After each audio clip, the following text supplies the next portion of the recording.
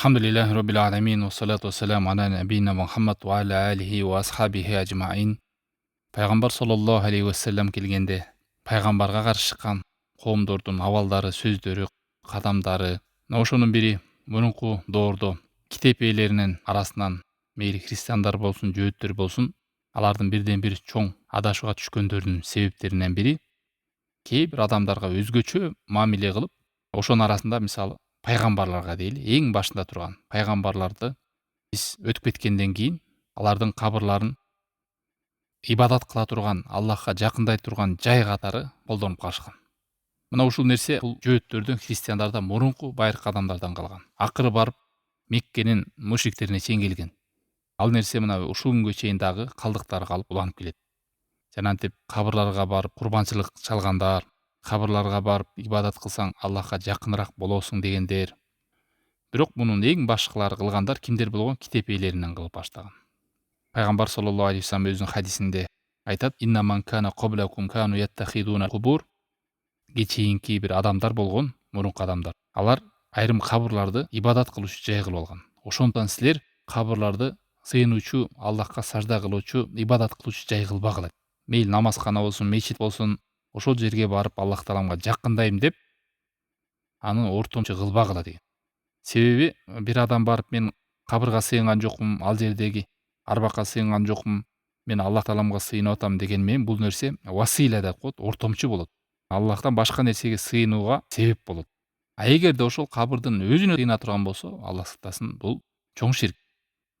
Айрымдар канча деген мына Египет, Араб өлкөлөрүндө ушул күнгө чейин ошо кабырларга барып Аллахтан жардам сурайм, кабырга барып Аллахка сажда кылам деген нерселер болуп келет. Бул нерсени момундардын энеси болгон Умму Хабиба энебиз мусулмандар кыйналып турган кезде Мекке доорунда айрымдар 2 жолу Хабашиге, Африка өлкөсүнө жер артып, сапар кылып кыйналып кеткендиктен, ал жерде өздөрүнүн динин практика кыла албай калгандыктан Эфиоп өлкөсүнө хижрат кылган. Ошонун биринде пайгамбарыбыздын аялдарынын бири, момундардын энеси болгон Умму Хабиба энебиз дагы барып келген, көргөн. Мына ошондо көргөн нерсесин пайгамбар саллаллаху алейхи вассаламга айтканы бар. Ошол жерде церковьтерди көргөн, анан ал жердеги церковьтерди аябай кооздоп, түрлүү сүрөттөрдү койгонун, ошону сүрөттөп айтып бергенде пайгамбар саллаллаху алейхи вассалам ушул хадисти айткан, Бухариде, Муслимде келген хадис: "Улаика каумун ида мата фихимур раджулу солих". Алар ушундай коом болгон деп айтат. Алар ушундай бир коом болгон, эгерде арасынан бир жакшы жүргөн адам кайтыш болуп дүйнөдөн өтүп кете турган болсо, сөзсүз өтүп кеткен жерине заматталар эмне сыйынуучу жай кылып алчу дейт. Жана ошол жерге ал адамдын сүрөтүн, айкелин тургузуп койгон. Эми караңыздар, пайгамбар алейхиссалату вассалам эмне деп кабарлады? Улаика ширарил халк индаллах. Алар Аллах тааламдын макулукаттарынын арасынан эң жаман калк болуп саналат дейт. Ушул кадамды кылган адамдар, мейли пайгамбар болсун, сахаба болсун, табиин болсун, ким гана болсун, улуктаган адам өлүлгөн жерге күмбөз кылып, ал жерди сыйынуучу жай кылып, адамдар келе турган сүрөтүн тартып, сыйынуучу жай болуп кете турган болсо, сиздин артыңыздан мына ушул адамдар эң жаман адамдар деген. Бул жахилия доорундагы пайгамбар алейхиссалату вассалам мына ушул нерсеге каршы чыккан. Эмнеге каршы чыккан? Мечит курууга, өлгөн жерге, ал жерде ибадат кылуучу жай кылууга, ошол жерге барып курбанчылык кылып, чалууга атайын арнап, мейли Аллахка арнасаң да, Аллахка арнайсың, Аллахка ибадат кылсаң да, бирок эмнеге кабырга барып сыйынасың? Эмнеге кабырдын түйүнөн сыйынасың? Себеби алар ошол нерсе башка мечитке же башка жерден Аллахка ибадат кылгандан көрө, ошол жакшы өтүп кеткен адамдын жанына барып Аллахка кайрылсаң, үнүң бат жетет, ибадатың бат кабыл болот, ошонун шапаатына айланесиң деген сыяктуу түшүнүктөр болгон. Ошонун негизинде ушул нерсе келип чыккан да. Юнус сүрөсүнүн 18-аятында Аллах таалам айтат: "Алар Аллахтан башкага сыйынды. Пайда бербесе дагы, зыян бербесе дагы, бирок сыйынганда эмне деп айтты? Ва якулуна хаула шуфаауна индаллах". Эмнеге буларды силер ортомчу кылып сыйнасыңар десе, булар Аллах тааламдын алдында бизге ортомчу болуп шапаат кылуучулар деген. Аллахтан башканы дос тутуп алгандар айтышат дейт. Биз буларга сыйынбайбыз, тек гана Аллахка жакындатыш үчүн гана биз сыйынып атабыз, ортомчу кылып атабыз деп. Мына ушинтип чыккан. Билишкен өлтүрбөйт, ырызык бербейт, тирилте албайт, жарата албайт булар. Болгону эле булар Аллах тааламдын ортосунда бизге ортомчулар жана шапаат кылуучулар деген түшүнүктөр болушкан, Аллах сактасын. Бирок көрдүңүздөрбү? Кээ бирлер түшүнбөйт. Эми Аллахка сыйынып атсак, кабырга сыйынган жокпуз, арбакка сыйынган жокпуз, түз эле Кудайга сажда кылып атам, болгондо мечитте эле эмес, баланча деген күмбөзүнө барып сажда кылып атам, ошол жерге барып намаз окуп атам деп аныктайт. Бул эмнеге алып барат? Бирөө түшүнүп кылышы мүмкүн, Кудайга сыйынып атам деп. Аны башка бир көргөн адам ойлойт, бул ибадат тек гана ошонун кабырына барып ибадат кылсак кабыл болот турбайбы, же ошол нерсе жакшы турбайбы деп бул ширкке алып барат. А эгерде түз арбактын үстүнө сыйына турган болсо, бул ширк болот. Ал жерге барып намаз окуй турган болсо, Аллахка эле окуп атам десе, бул бидат болот, Алла сактасын. Мындай бул ширк эшигин ачуучу жол. Жана пайгамбар алейхиссалату вассалам каршы турган адамдардын арасынан эң жаман калк деп танады. Тарыхта дагы момундардын энеси Хабашиди билесиздер эми, азыркы Эфиоп, ал кезде христиан дини орногон кез болгон. Мына ошол жерден көргөн. Булар да ошо Иса пайгамбардын дининен кантип тайып кеткен. Яһуттар дагы Муса пайгамбардын дининен кантип тайып кеткен. Ошонун бирден бири өлгөн адамдардын мыкты деп, солих адамдар, ойлуу адамдар деп алар атап алган жерлерге мындай бир кооздуктарды коюп, же болбосо күмбөз коюп, сыйынычуу жай кылып алгандыктан анан артынан барып түрлүү түркүн ибадаттар чыккан. Андан кийинки бөлүктө дагы пайгамбар алейхиссалату вассалам каршы чыккан мурунку коомдордо туура эмес нерсенин бири пайгамбарлардын асарларын, мындай ийистерин, алар баскан жерлер, алар жүргөн жерлер, алар көлөкөлөгөн жер, алар отурган жер, алар түнөгөн жерлер деп каякта пайгамбар болду экен деген эскерилген жер болсо эле ошол жерлерди барып ыйык тутуп, сылап, сыйпап, түнөп, ошол жерден дуа кылып, ошол жерден бир нерсе суранып, бир даракты пайгамбарыбыз көлөкөлөп кетсе, ошол даракты издеп, анан эч ким издебейт да, пайгамбар эмне деп айткан, буйругун аткарайын. Эмне деп тыйганынан тыйлайын. Кайсы нерсеси сүннөт экен, мындай шарият кылып ушуну аткарсаңар жакшылыкка жетесиңер, муну тыйылсаңар жамандыктан оолак болосуң деген издебейт. Асарларды издейт, ийиздерин издейт. Ал пайгамбар алейхиссалату вассаламдын күнүмдүк жашоосундагы адамдык касиетиндеги гана талаптар же муктаждыктар, адаттары. Көрдүңүздөрбү, шайтан кантип биякта сүннөттөрү, буйруктары, тыюулары турса аны аткарбастан көлөкөлөгөн жерин издеп, түнөгөн жерин издеп, үңкүрүн издеп, ушундай нерсе азыр эле эмес, бул эзелтен бери келаткан адашкан түшүнүк. Ошол нерсеге пайгамбар алейхиссалату вассалам бул туура эмес экенин баяндаган. Адамдарга чектен чыгып мамиле кылуу экенин баяндаган.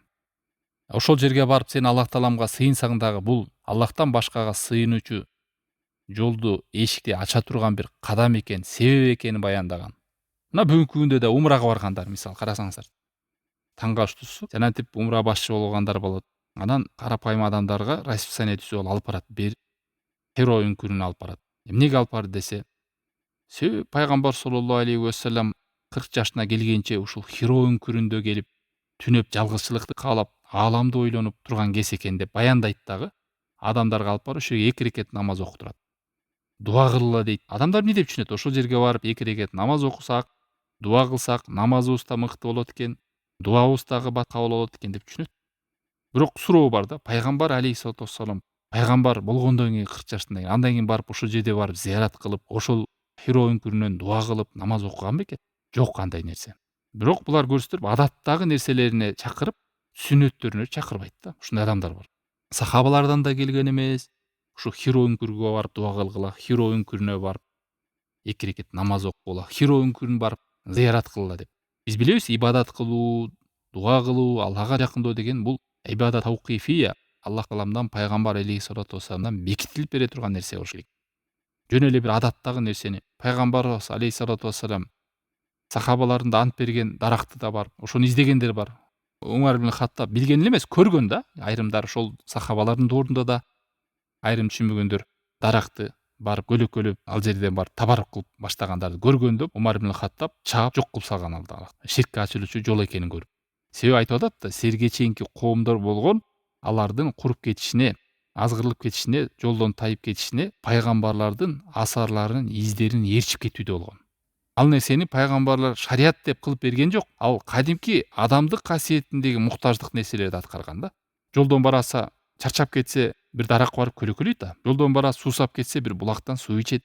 Анан ошону көлөкөлөгөндү издеп жүрө берет. Бирөөлөр болсо, ушул булактан суу ичкен экен деп ошол булакты издеп жүрө берет. Анан ал жерде барып чүпүрөк байлайт, анан барып берекет тейлейт, анан сылап сыйпайт, ошол жерде барып анан кооздойт. Өзүнчө Мекке Медина болуп калат да ал жер. Атай жол тартып бара турган жер Алла сактасын. Пайгамбар алейхиссалату вассалам сүннөтү мындай болгон эмес. Мейли дагы умрага барганда Саур үңкүрүсү бар. Бул кайсы үңкүр? Бул деген пайгамбар алейхиссалату вассалам Меккеден Мединага хижра кылганда жолдо түнөп калган үңкүр.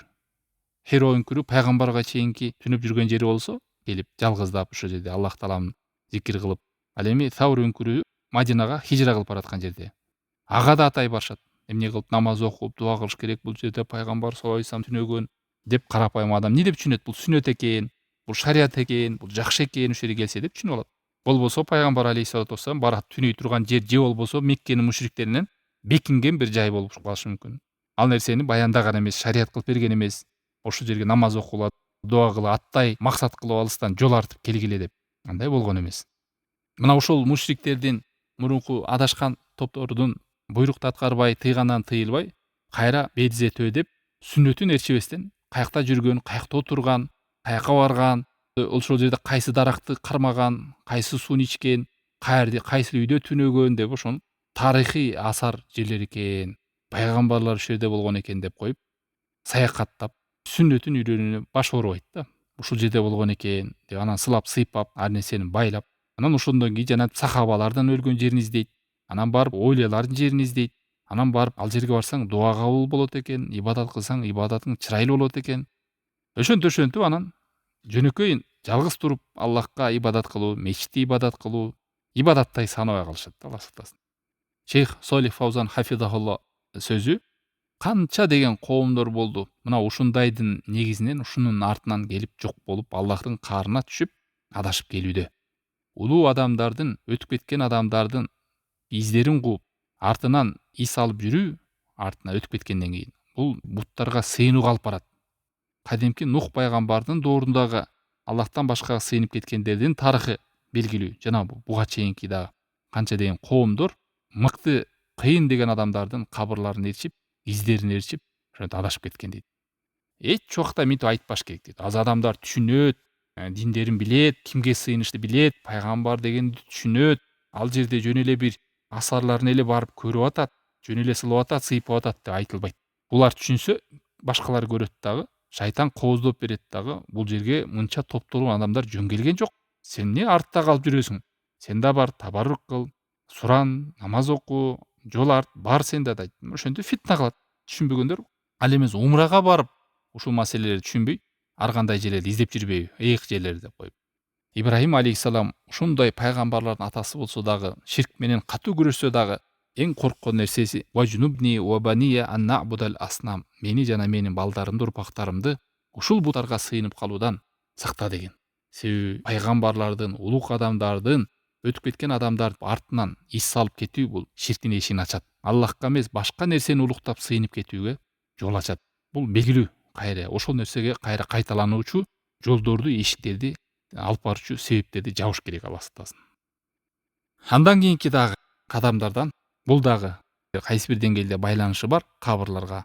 Ошол өтүп кеткен мыкты деген, мейли пайгамбар болсун, олия болсун, аалым болсун, же ардактуу, өтө мыкты адамдар дегендердин өлгөн жерин жанантип ысырап кылып, күмбөз кылып, кээ бирөөлөр күмбөздөдөн да чоң бир үйдөй эле, кээ бирөө узун минареттерди куруп, анан жөн эле куруп койбостон ал жерге освещение алып келип, кооздоп, жанагындай орнаменттерди коюп, саймалап, барганда 1-2 күн ошол жерде кооздук деле көрүп отурасың да.